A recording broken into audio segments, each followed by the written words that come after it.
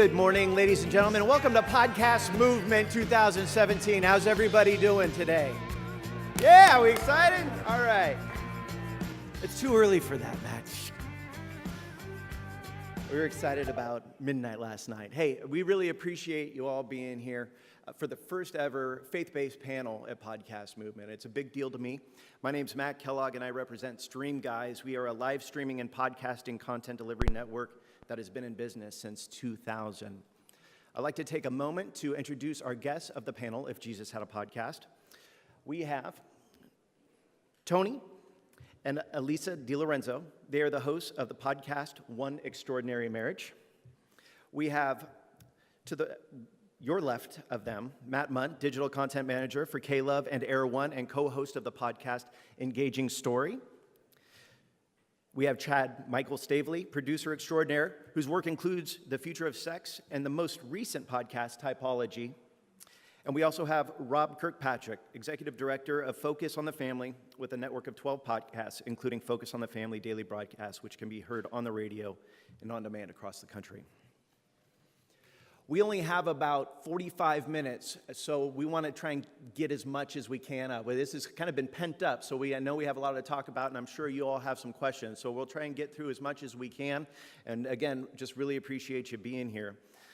Matt, I'd like to start with you, if you don't mind. Today, listeners are pretty savvy, and they can sniff out a rotten tomato like a tabby can sniff out a mouse. For Christian podcasters, there can be a double standard where one side there is that expectation that you should have it all together. You should be an expert, or at least you are perceived as one through the medium of podcasting and mass media.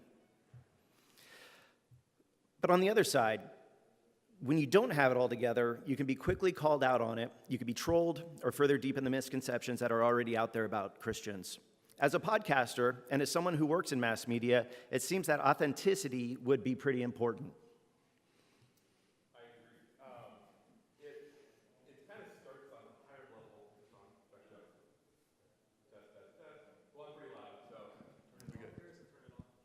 Test. There you go. There we go.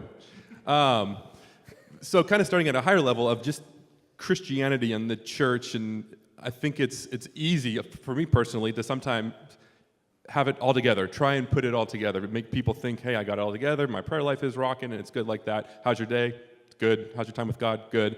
But my wife and I have done a marriage podcast, and we've seen the best results when people open up and share when things aren't going good. Because when people are seeking out the Lord and Scripture in their faith or a podcast, they're going to a podcast because they have something in their life that they want to fix or learn about. They don't want the sugar-coated answer. They want to know the raw, the good, the bad, the ugly, and that's the way you're going to be able to impact people's lives. I think from just general market podcasts, and especially in the faith-based podcast, the more honest you are, the more authentic you are, the better. So on the side, I'm doing my podcast in the mass media, K-Love radio, Christian music. It's the same thing where the artists, they're real humans also. And so I've recently started a podcast for K-Love and interviewing the artists. And before every interview, trying to convey to them that the more honest and open you can be, the more you're going to impact people. Because the songs that they write, those come from a very honest place. Some of the biggest songs on Christian radio have come from their darkest, biggest time of need and hurt when they were crying out to God going, I'm rock bottom. And that's where these songs have come from.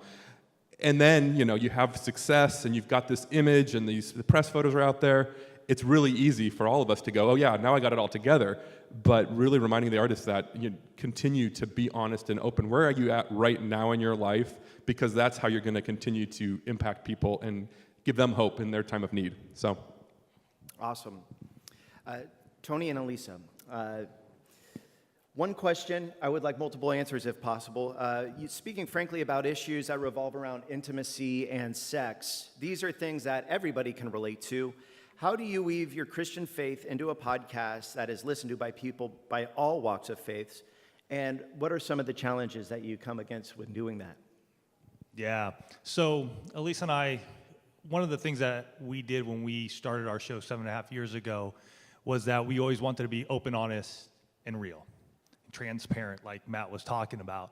And one of those areas that we believe that Christians weren't talking about in the church was sex and sexual intimacy. So being real and open on that was always at the height of our show, which drew in a lot of people from all religions, all faith-based. And so when we started, it wasn't about us praying before a show or anything of that. We were followers of Jesus, and that's who we are. And so now, as the show has grown, we weave it in a way that shows our audience that we believe in Jesus. We believe in his words and what he says. And this week was one of those weeks where we're talking, and it just came to the end of the show. We were getting towards the end of the show, and we've gone through a ton in our lives over the last 90 days. And I just remember at this one point just going, you know what? It doesn't matter what people are saying to you. You need to go in prayer. Relax. Like, be in prayer. Listen to God. As much as what we went through and Alisa wanted me to do one thing, I had to be in that place. And so that's how we weave it in. And then we just go right back on to the next thing. Well, and I think, for us too, it's been one of those things where when we started podcasting 7.5 years ago, we didn't know what our journey was going to look like. And so throughout the last 7.5 years, we've developed this rapport with our audience to say, you know what, this is who we are. But, in all honesty, if Jesus had a podcast, he would say, you know what, you're all welcome. Right? He would say, I'm going to speak to you right where you're at. And that's what we do. So we address, for us, we're addressing a problem every single week with our audience. And we're showing them ways to not just love one another, but to love themselves and to have their relationships grow stronger. So it gets woven in. But we've had people say, you know what, can you start and end the show in prayer?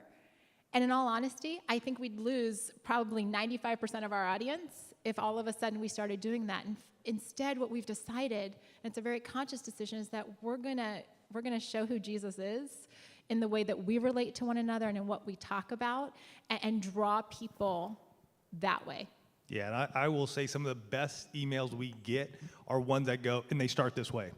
Hey, Tony and Alisa, love your show. I'm an atheist. Praise Jesus.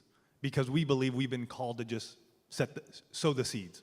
That's our calling, is just we're putting it out there. And it's just an amazing place to be, to go, cool, you're an atheist? We're throwing out those seeds. And when you hit those times of need where maybe you're not at the place you thought you were going to be in your marriage or in your life, somebody else will come up and pick you up and hold you by the arm and go, hey, I know this guy named Jesus. And they're already going, yeah, I know that because I've heard Tony and Alisa talking about him through their podcast. It's like attraction rather than promotion. That's what kind of came to me when you were saying that. Thank you. Chad, production, it's a daunting word. As a lay producer myself, I can tell you that I could spend hours trying to make something sound good and get so frustrated that I just end up doing something cookie cutter with an intro and an outro, and really none of those sound good when I say it. As a producer, can you talk about the importance of production, how it can be used to hook a new listener, and maybe some tricks of the trade that can help the podcaster here today that's self-producing? Yeah, absolutely. So, there's a funny thing that happens, and I see it happen with a lot of the people I work with, but especially in the ones in the faith and spiritual community, is there's this tendency to just put something out there and just say, well, God's going to bless it, and it's going to sound good, and if people are supposed to hear it, then they're going to hear it, and they really don't care about the quality of the product. And I feel like that is such a disservice to the faith, to what I think, the question, if Jesus had a podcast, I think it would sound really, really good, honestly. I don't think Jesus would be content with just, putting a USB microphone in the middle of a gymnasium and recording a conversation and saying, yeah, well, it sounds great, let's put it out there. And so the struggle, I think, is, you have something that you want to say, something that's very near and dear to your heart, or something that you feel very called to deliver, but there are issues that rise up. There are budgets, and not everyone is making a ton of money on their podcast. And there are a lot of other logistics that come into play. And, my goal with the work that I do, with all the different clients that I'm privileged to work with, is to say, how can we create something together that not only has incredible content behind it, but also sounds really great in the process. And so what I found is that, if you're a listener, a lot of listeners will come in, and if your podcast sounds great, but the content is subpar, they might be enticed because of the sound, and they might listen for a few episodes and think, oh, this is really good. And then they're gonna realize, there's really nothing here. Like, what am I sticking around for? And they're out the door. And on the flip side of that, you might have something that's really, really great content-wise, and the sound of it sucks. And so you bring people in, and they listen, and they say, oh, I really like this content. But then it's like, I can't listen to this anymore. We've all been there, right? We're driving in our car, and we're like, I can't hear this guy. I can't. And then you're like, oh my God, the host just came on, and it's so loud, and the mixing levels are all over the place. And you're just like, even if the content is great, like, just put this in blog form and let me read it. Like, I don't really want to listen to this anymore. And so finding that balance of what is the great content that you can create, and then how can you come along, and how can you make it sound as good as possible to keep people around. And because I think, like I said earlier, I think that's the best representation of, if Jesus were to have a podcast, I think it would sound really, really good. So what are some tricks, you ask? Well, find good people that do good production work. That's a very, very shameless self-plug right there. And your email is? No, but seriously, like, ask around. I understand not everyone has the budget for it, but there's a good chance, if you're in a church, if you're in a faith community, there's a good chance that there's somebody who understands audio pretty well and would be willing to say, like, actually, if you use this microphone, or if you record it in this location, or if you build a little pillow fort inside your gymnasium, it would sound a little bit better than if you did it like this. There's a ton of great resources out there. I don't think that anyone should have an excuse for putting out a product that doesn't sound good anymore. Like, we've all gotten to this place in life where nobody has to produce a crappy-looking video, nobody has to record really terrible-sounding audio. Like, we can all do it up a level or two, and I think that's really key. And I guess the last thing I would say is just think about who else is in this space, and realize that your potential listeners, you are competing with not just other podcasts anymore for their time, but you're competing with HBO and Netflix, and you're competing with NPR One app, and you're competing with Kayla. I mean, like Christian radio, you're competing with all of these other forms of media.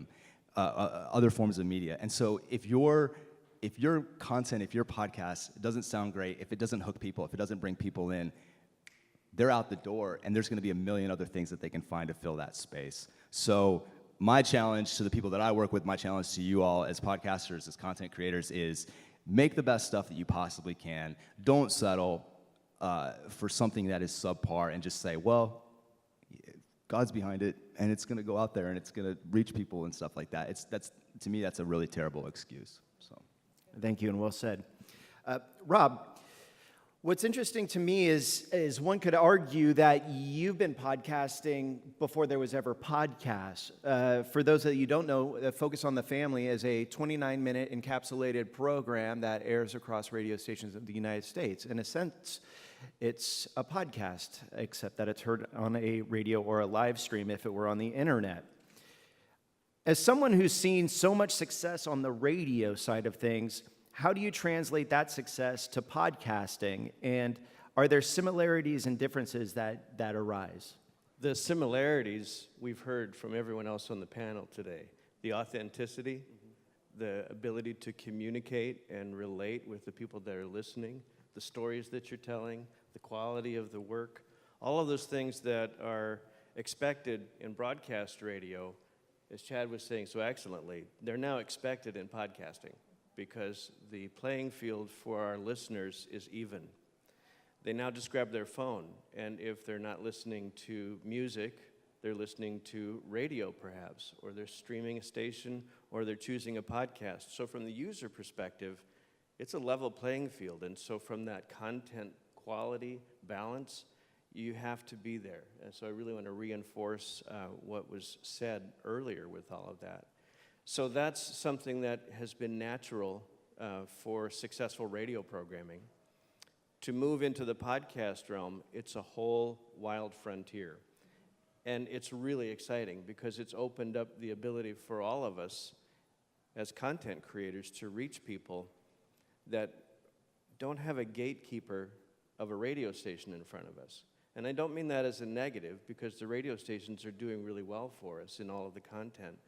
But not everybody can listen when the radio programs are playing. And so the ability to time shift and listen when they want, go back and hear it again, all of the options that the digital release platform has opened up for us is just fascinating. And it's a real thrill to be able to be playing in that field as well. And knowing that there are people like you out there wanting to also reach people. Why? Because we have a story to tell. And we want to reach people and tell them that there's more to life than what they're experiencing. We want to bring that encouragement. So the challenge has been actually watching in the podcast environment, sort of an initial resistance to those of us who have been coming at it from the broadcast side, as if we're sort of, you're those people. And really, but what has been happening in the more frequent recent years in the podcast realm is people are seeing that the essence of good content creation is the essence of good content creation regardless of the channel. And so we can work together for that, and we can share each other's experiences. We can work on our own programs together, because that's one of the ways to get the word out is cross-promotion and all of those things. So it's been a very exciting ride. We're still trying to figure out how to nurture that audience, and that's what some of the other sessions here in this conference will be helping us with, to develop your audience, to figure out how to engage with them, because you might know that the program was downloaded, but you don't know if it was listened to. Biggest mystery for us all. Thank you. We've talked a little bit about what would it be like if Jesus had a podcast, and many of you have touched on that already, and I'd like to touch on that in a little bit as we close up, but we still have some time for some questions, and I would like to talk about sort of the business side of things. It's never really sort of fun because you like it. We were talking a little bit about this earlier, Rob, where podcasting kind of grew out of this. I don't know, there was a need, there was a hole, there was this technology available, and somebody made something beautiful called a podcast that allowed somebody to listen to something when they wanted, how they wanted, where they wanted, which was unlike anything before. But in that, as Chad had alluded to, there's a lot of work that goes into a podcast. And if you're looking to do it well and you're spending the time and the effort on it, should there be can you make money on it? Can you get donors? Can this be a business that you can run, a ministry that you can run? Churches thrive on donations. Nonprofit radio thrives on donations. Christian radio ministries thrive on donations. And I've shared this with Matt. What's interesting for me is the underwriting that we hear over the air. I don't know if it necessarily applies to podcasting. So I would like to get your views and trying to drive donations. Should a podcast be a value-add feature as a part of a subscription-based model, a la PBS, or they offer free programming, but in order to get new access, you have to pay a subscription? Should you be asking for donations, or should you be actually running underwriting and trafficking? Matt, I'd like it if you started that one. Yeah, we've been having those conversations at K-Love, and the one thing I love about our president, his name's Alan Mason, he told me, Matt, let's focus on the content first, because we still got to figure out what does our audience want. We can't just come out of the gate with a podcast and we are listener supported, give your money, add a sponsorship and all that, because that automatically, the listener is smart, and they're going to quickly go, wait a second, are you doing this to make money? Are you doing this to try and bless me? And so he's kind of given us that directive of let's figure out what our audience wants in this podcasting space. Let's hone in on that. But yes, it needs to be able to fund itself eventually. We're in a fortunate position where we aren't having to monetize. We don't have to make it, even in the financial books right away. Right now, we're looking at podcasting as kind of a supplement to the radio stations. So what kind of content will add to the listener's experience of K-Love and Christian music and what we're doing? And then, further down the road, we're going to be keeping our eyes out. I mean, I think everybody in this room, everyone at this conference this week is excited about some of the new analytics we'll get from iTunes. What's that going to look like? Is it going to help us monetize our podcast, or is it more going to give us data on what people are listening to so we can make better content? And then on a personal level, the podcast that my wife and I do, we want it to pay the bills, and we're trying to figure that out right now. Is it, and someone who can actually speak really well on this would be Tony and Alisa, because they've been doing it for 7 years, and they've set up the systems and ways to be able to monetize from books, digital downloads. They've got a bunch, and they can maybe talk a little bit more about that. My wife and I are in just the beginning. We're just still getting our voice on what is the content that we're creating for marriages, and I kind of want to pass it over to Tony and Alisa to talk about the monetization side of things. So there's a couple of ways you can do this. Obviously, you have sponsors on your show. If you're a smaller show right now, and it's tough to find those because we have agencies like Audio Boom, Performance Bridge, who are actually out there seeking and looking for sponsors for us now, as well as ourselves. But in the early years, when I realized that we began to have an audience, what we did is, at the beginning of our show, we have a hug. So it's from somebody in our audience that sends in a message, a voicemail, and we wanted to have a sponsor for our hug. Well, for a long time, that was our own stuff. That was our own books. That was Alisa's coaching. It may have been a program that we were going to do, a 4-week. We did a Breaking Free for men and women. So for a long time, even getting our listeners to understand that even though this is a podcast, we're going to have this one area that's a sponsor. And now it's to the point, though, with our size and everything, that we actually have people like Casper, HelloFresh, and other big brands that actually buy that spot for us. But if you're beginning, even if you have a PDF, a free PDF, we did this for a long time. If you want to check it out, it's called our6questions.com. And we would do that at the top of the show. We'd be like, hey, if you want to connect with your spouse because you haven't been talking and your emotional intimacy is off, why don't you pick up our free paper, our6questions.com. And that would get them onto our email list, and it would give them something. But it was that, hey, here's something in return, and it began to grow that relationship, because then I could foster that relationship through my email. We have bigger plans. Alisa just started a show called Going Deeper. It's a Facebook Live, but we'll also be getting a title sponsor there, and then people also pay for the half-hour spot that she does with them on the Facebook Live.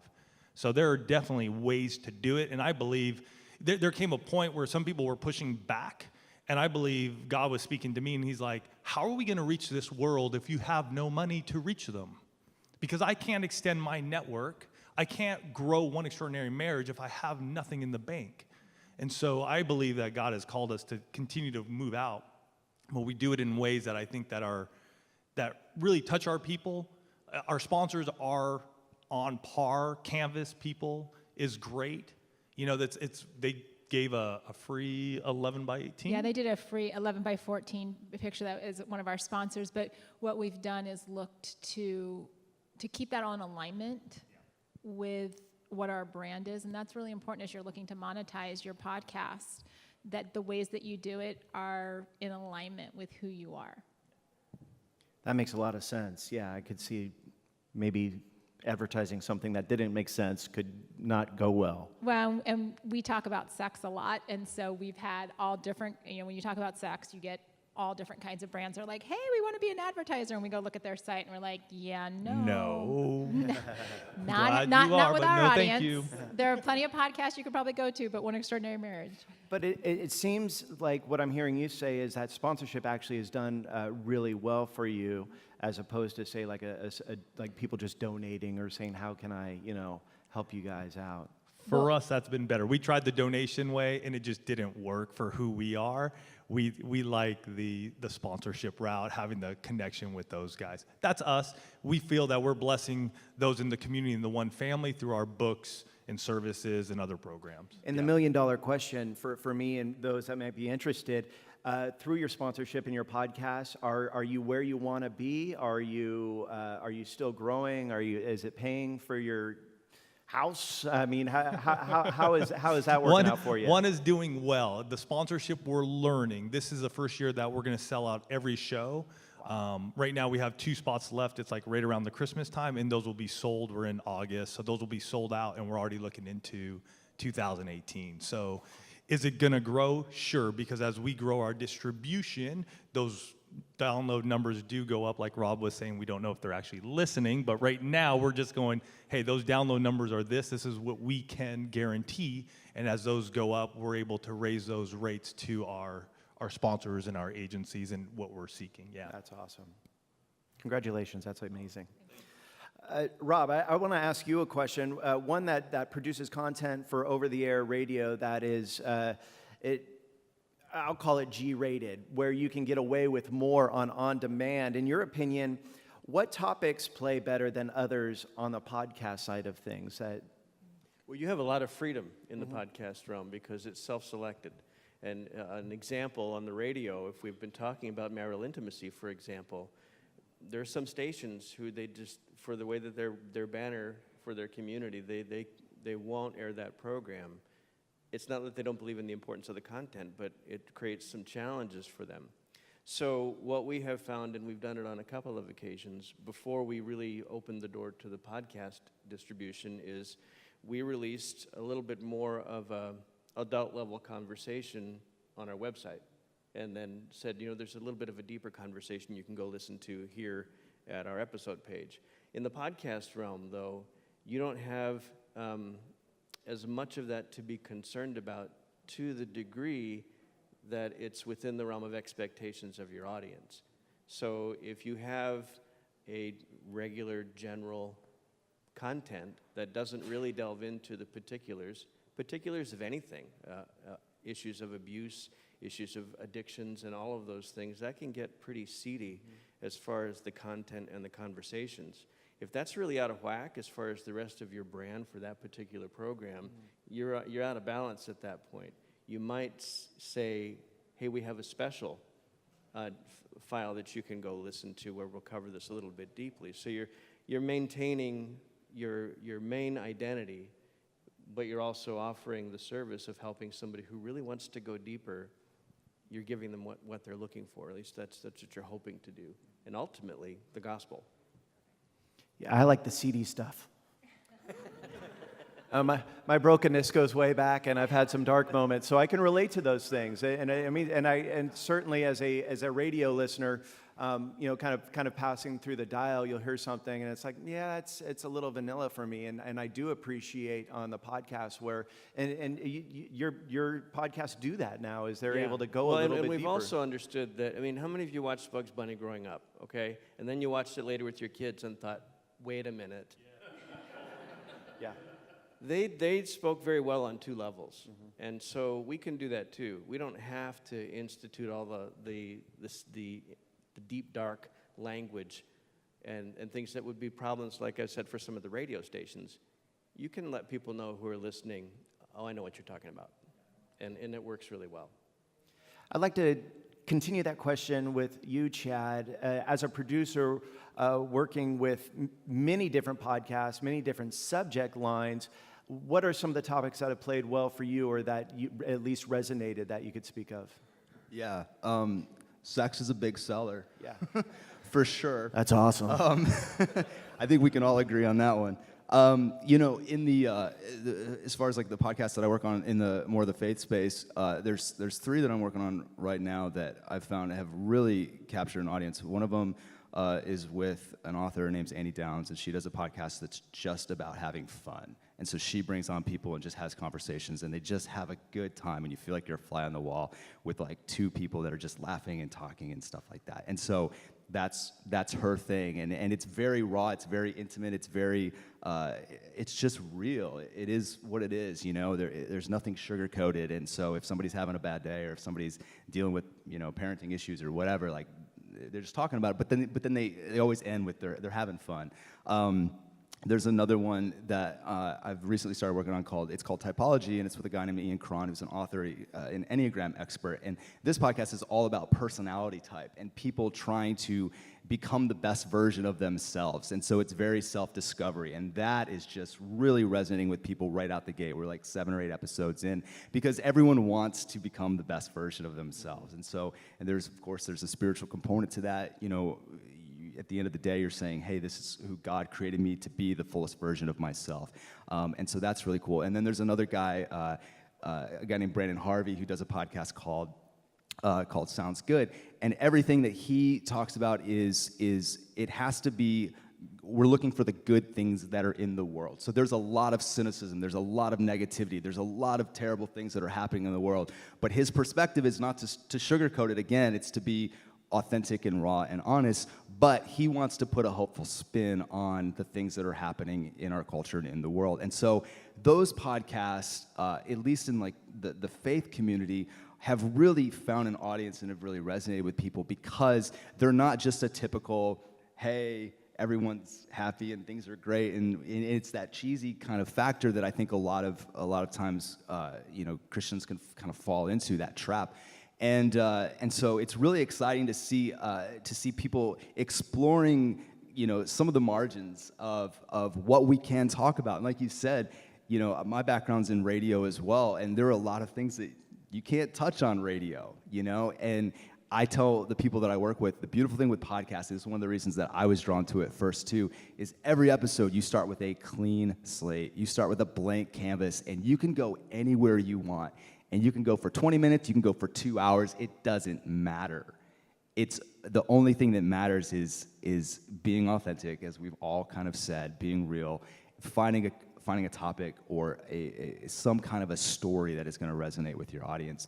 And then we start to gauge the response of it and see, is this tracking with people, and if not. But the thing that I always encourage people to do is, do the work on the content side.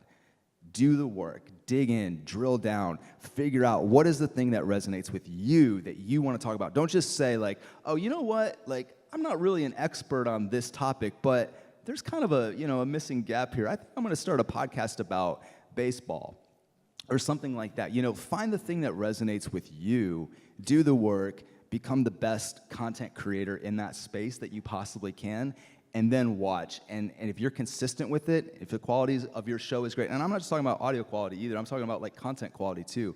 If you're consistent with that stuff, then I think that's how you really start to build an audience and start to grow and really deliver content that people are hungry for and that they really resonate with. I hear when you say that, what came to mind was find your why before you find out the how, right?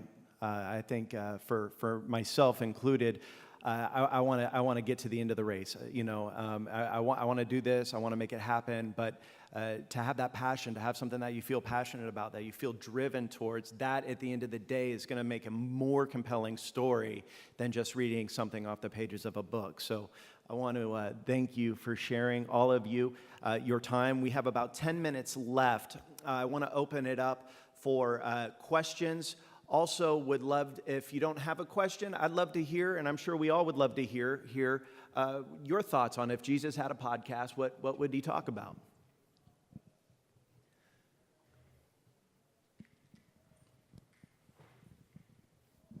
One of the shows that I produce has been approached by a couple independent stations to do syndication of the shows on the radio. I guess the question is twofold, and going into an agreement like that, one is, how is something like that financially structured, if you have experience with that? And the second is, what are the pitfalls or things to think about in that kind of agreement? Because you're now giving your content to someone else who's going to be using it in some way. Obviously, we have faith and trust with the local Christian stations we're working with, but how do you enter into that conversation? Because this is the first time we've been approached with something like that. I'll tackle that one, because what you're demonstrating is one of the things that's thrilling about what's going on in the podcast environment, because when the rubber hits the road and you get traction, you're being approached by radio stations at that point. These are the people who are part of the reason why podcasting started, because they were so hard to get into. So to have that, that's a high compliment for your program. And yeah, there are some things to consider. We have a podcast for young adults called Boundless that has been a podcast for quite some time and just recently started on some radio stations. We had to format the program a little differently for the radio. We didn't change the podcast. So we now have two different versions of that program. One to accommodate the spot breaks that we obviously didn't need, at least at this level, for the Boundless podcast. And it's asking those kinds of questions of the stations. What do you want to do with my stuff? Because it's your IP. And so you've got to keep that in mind. And so I would get some legal counsel just to make sure that the content ownership lines are drawn the way you want them to be. If you have confidence in the station and you're okay with them making some edits, well, if you have that kind of confidence, that's fine, but why don't you just make the edits for them? Mm-hmm. Does that help?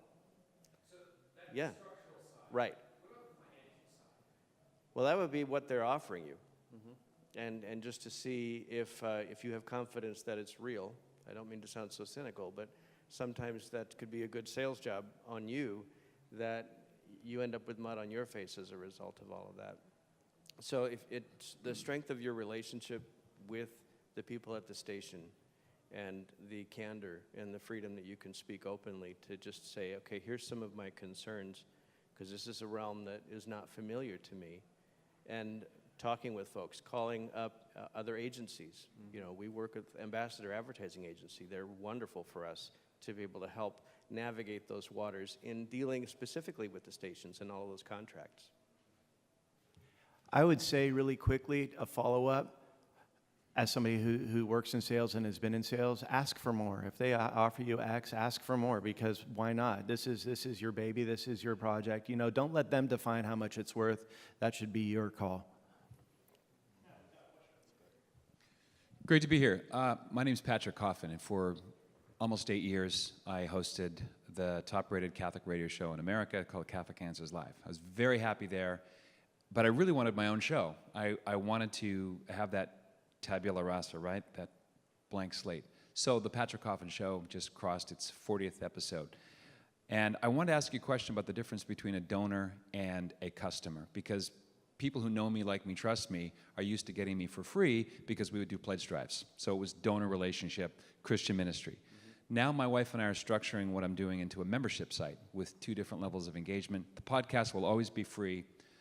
And I wanted to know what your thoughts were on the difference between a customer and a donor for content that's essentially, for lack of a better phrase, faith-based. I can talk a little bit on the donor side. K-Love and Air One, we're listener supported. We've got donors. We do pledge drives twice a year. And in the office, it's the time of season that we love and hate. It's stressful and nobody likes to ask for money, but it's awesome because people are giving because of how God's used our station in their life. So we get to hear these stories, these incredible stories that we could have never made happen. You know, when the right song plays at the right time for someone in their life, when they're having a tough time, it's an honor and privilege to be a part of that. So the donors, when people are giving to our ministry, they're giving because they want other people to experience what the ministry has done in their life. But we are, as humans, we're also very selfish. We give because of what it's giving back to us. And that's been something that we've, at K-Love, kind of have to remind ourselves that people are also giving because of they just want to have good, positive, encouraging Christian music in their car with their kids. So that's also a reason. So we try and balance the two when we're asking for donors and money. It's like, okay, give to keep us on the air and keep our ministry going forward. But then there's also the evangelical part of, and so you can pay it forward so you can give it to other people. So I think that's kind of how we look at the donors. And yeah, as far as the customer, maybe you guys have, I mean, technically they're a customer because they are listening to our product. But yeah, I'm more expert on the donor side. So few of your listeners are actually donors, right? In our case, it was under 2% per tower who would give in these quarterly drives, which means 98% were enjoying it, quote unquote, for free, based on the generosity of that minority. But now, as a business, we're LLC now. Everyone who wants to come into the sphere and enjoy the levels of engagement have to pay individually. So it's a different relationship between the content creator and the end user, the end enjoyer. So I'm just trying to make that shift. Yeah, because I mean, radio listening in your car is free, and downloading a podcast is free. And so they become a customer when there is an exchange of a product or service that they are getting, either a digital download, well, I guess podcast digital download, but like a PDF or a book. We do concerts and events, and so in that regards, like, yeah, we've got customers for that when we put on an award show or we have a concert people can come out to and pay. So there's many different ways that people can interact with us. We're always trying, everything that we're trying to have their, our mission statement is to have them have a more meaningful relationship with Jesus Christ, whether that's coming, paying to do a concert, or listening to a free podcast, or just turning on their car, downloading our app and listening. But we're always trying to get them further down, like having more occasions listening and building the relationship and trust with our brand and what we're doing. And so when you have that strong relationship with someone, you do have a better opportunity to turn them into a quote-unquote customer when you have something to sell. That's one thing I observed just across the podcasting platform, that it's a great place to build that trust and rapport with people. So when you do have your product or event that you want to sell, you can do that. We get to do that every single day, you know, when people are driving on their way to work and on the way back home. It's the same thing with podcasting. It's a very intimate thing to have someone talking in your ear. You're building a relationship. We see it with our DJs. People will come up to our DJs and they feel like they know them. And, you know, millions of listeners are listening. Our DJs don't know these people by name, but it's just amazing. Every single time you see a listener interact with them, you'd think that they've go way back with our DJs. So, and I think if you're concerned about, you know, crossing people over from something that they're used to getting for free into paid territory, just offer them something more, you know, increase the value add for them. There's a lot of people that I know that, you know, they'll do a 30-minute podcast, but the conversation went for 2 hours. And so the $2 a month paid members, they get access to that. They get access. Look what Gimlet's doing, you know, with paid sponsorships, and you get T-shirts, and you get behind-the-scenes access, and you know, maybe you get a free ticket to an event that you're putting on, you know, in the area or something like that. So, you know, does the normal free download customer get that? No, but the paid people do, and so there's always something that you can add that makes that, oh, it's only $2 a month. Well, if I really love this podcast, $2 a month is nothing. You know, like I paid $4 for this freaking tea this morning. You know what I mean? Like it's adding like very little value to my life for an hour. So a podcast like that, like $2 a month or something like that, and I get X, Y, and Z on top of it. Oh, sure, no problem.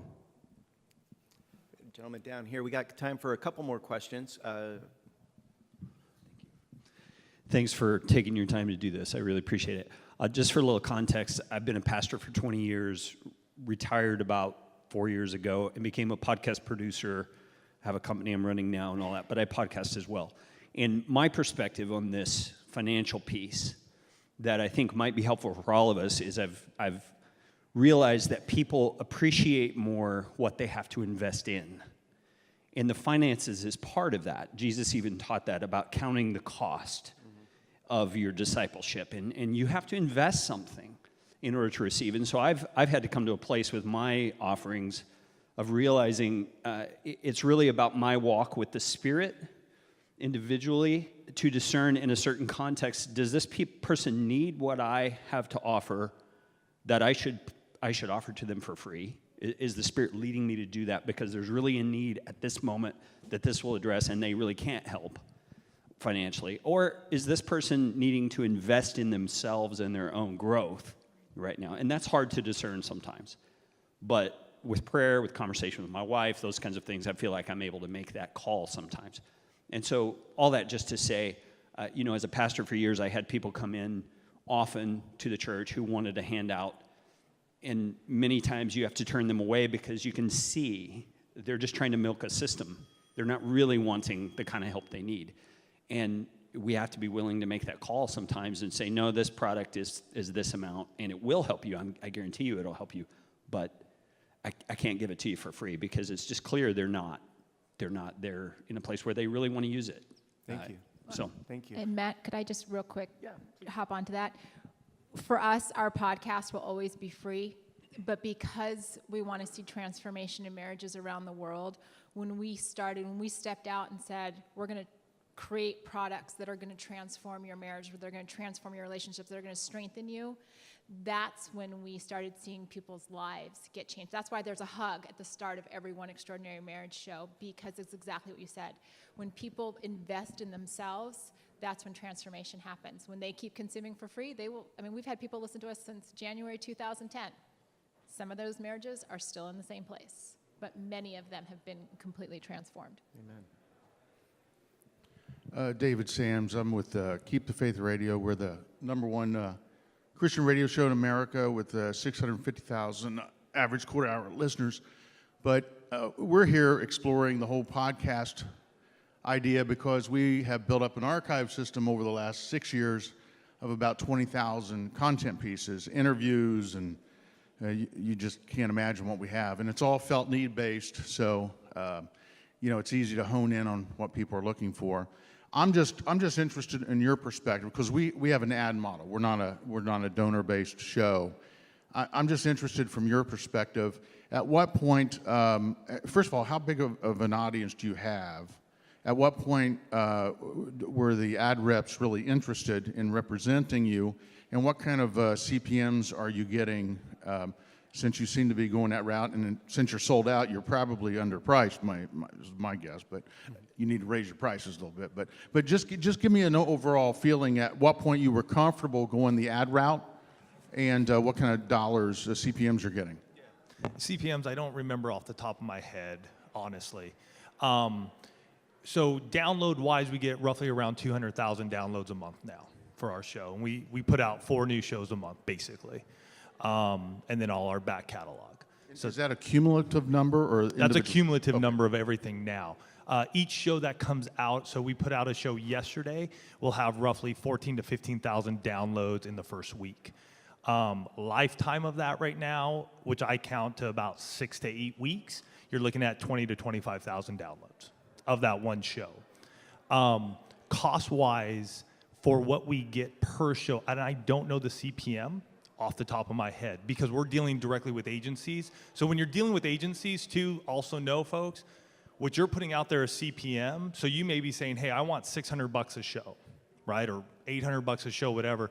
You're dealing with your agency, so they're probably going to take about 20%. Mm-hmm.